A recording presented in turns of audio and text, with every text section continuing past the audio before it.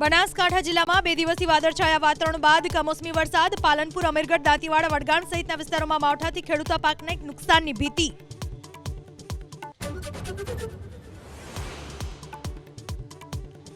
ઉત્તર ગુજરાતમાં કેનાલમાં ગાબડા પડવાનો સિલસિલો યથાવત. વાવ, થરાદમાં લોધરાણી માઇનોર કેનાલમાં ગાબડું. આસપાસના ખેતરોમાં પાક બરબાદ.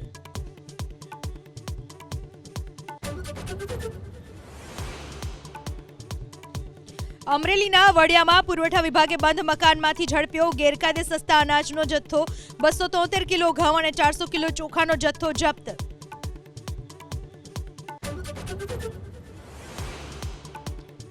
અમદાવાદના વસ્ત્રાપુર તળાવમાં પ્રવેશ માટે ચૂકવવા પડશે રૂપિયા. સવારે 6 થી 10 વાગ્યા સુધી પ્રવેશ રહેશે નિઃશુલ્ક.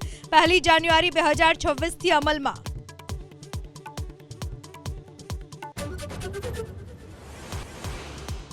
અમેરિકાના ટેરિફ છતાં ભારતના જીડીપીમાં વધારો. બીજા ક્વાર્ટરમાં ભારતનો વિકાસ દર રહ્યો 8.2%.